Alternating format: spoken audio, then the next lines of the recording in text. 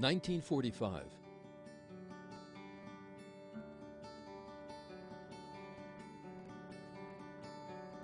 The Second World War, a war that has profoundly shaken the whole world, has ended today. It has been declared as the bloodiest and most painful war in history, the war which has brought the most painful losses in the history of humanity. In 61 countries, 1,700,000,000 people, that is, virtually 3 out of 4 people have been affected by this war. 110 million people have been left homeless. The number of people who have died has been estimated at 25 million soldiers, with 30 million civilians having been lost, giving us a total of 55 million. This war, known as the Second World War, has been more costly than any other war. The money spent on the war has been estimated at being more than $1 trillion. We must pause to ask this question here. What would happen if we used this money and all worked together to ensure that people would no longer suffer from poverty or hunger on this earth?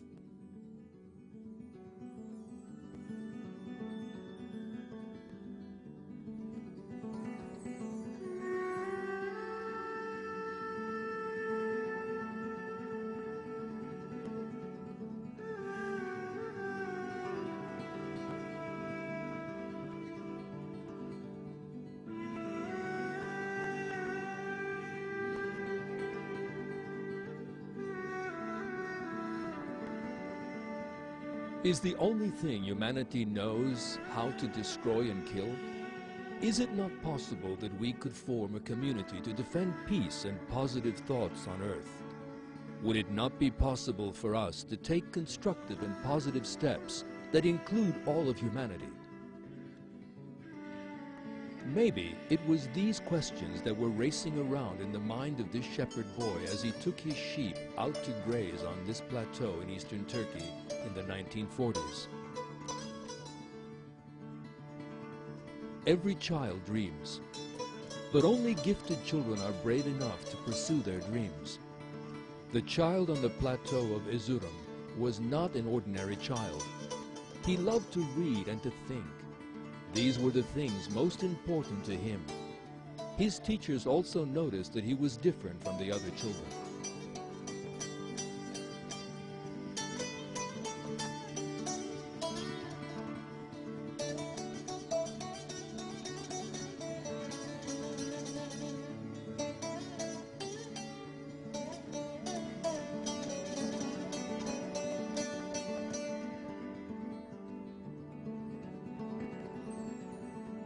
To pursue great dreams means coming face to face with great difficulties and surmounting enormous rocky hills.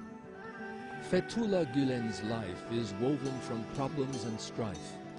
Because he was deprived of the vast opportunities offered by a good education during his childhood, he redoubled his efforts to attain the education he desired, gaining it from within his family and surroundings. Considering the time and the place in which he lived, the effort that he spent to gain knowledge and education is beyond our comprehension. Gulen, who chose a simple life, distancing himself from luxury, developed his intellect, creating new ideas which have gone on to be an inspiration for many people today. All over the world, there are educational institutions that have been developed along his ideas of educational method, founded by those inspired by his ideals. Such institutions can only strengthen the hopes for the establishment of permanent peace throughout the world. Gulen is first and foremost an intellectual. His speeches and the ideas expressed in his books cover a period of 40 years. Such works have attracted remarkable interest, both in Turkey and abroad, as they present ideals that can readily be brought into reality. Private businesses that have been affected by ideals that are practical and connected to life, rather than fantastic dreams impossible to apply to real life, have established schools, not only in every city in Turkey, but also in every part of the world.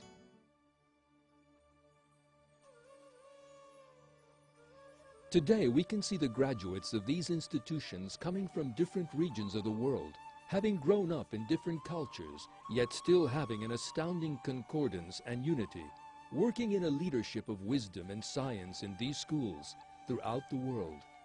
These students are a silent evidence of how to live together peacefully, without taking into account the color of one's skin, or personal ideas or beliefs. The idea around which the children of different nations gather is the concept of dialogue and tolerance. This is the theme with which Fethullah Gulen has given much importance over the years. The ideal of dialogue and tolerance strikes those people who visit the schools, wherever in the world they may be. If the idea of dialogue and tolerance among cultures has been put forward by idealists, then those who are eager to nurture this tolerance and dialogue, those who are looking for the lost paradise, are then realists.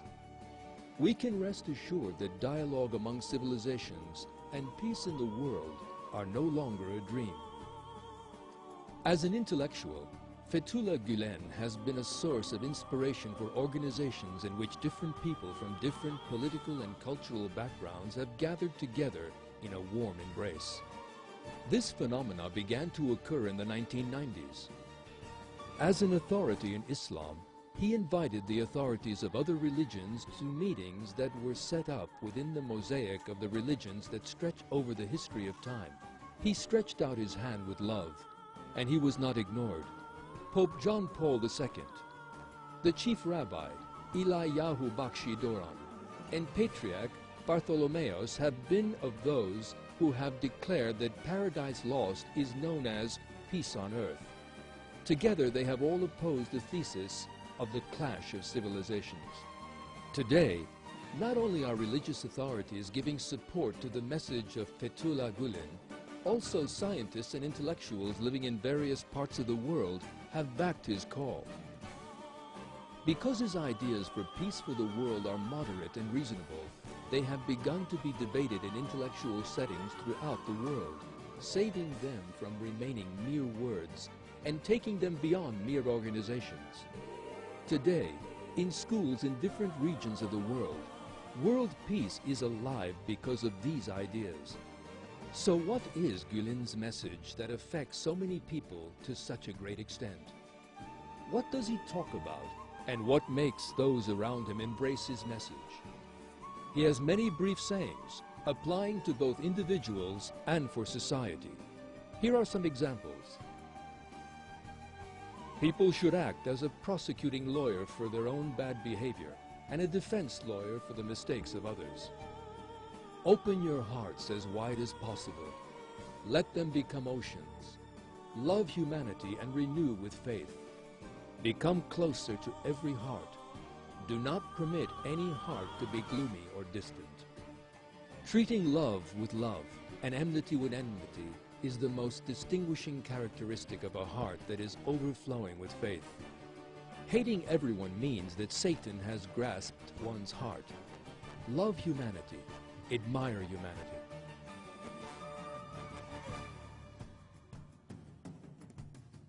There are no limits to one's usefulness to others. An individual whose aim is great should be altruistic enough to sacrifice their soul for others. However, virtue depends on one's being intimate, generous, pure of intention, and removed from racial and national fanaticism.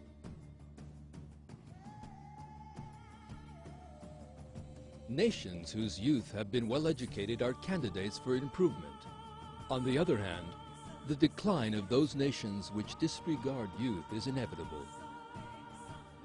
Those who attempt to heal the world should first heal themselves. Indeed, it is not until they have purified their inner world from hatred, jealousy, and shame that they can become model for others. Would it be possible to achieve great goals if people did not have dreams so large that they included the whole world? Making fantastic strides is what those who achieve great goals have in common, is it not? A trivial step is in actual fact not a step taken on behalf of peace in the world, dialogue and tolerance, is it? What befits humanity is not fighting, struggling, and filling the world with problems and chaos, is it? The thing we have learned and what we will transmit to future generations should not be the clash of civilizations, should it? Whereas, are we not, as humanity, the children who have dared to dream great dreams, to follow our dreams until the end? Does the loss of our dreams, and subsequently the entire world, mean that we have become a grown-up?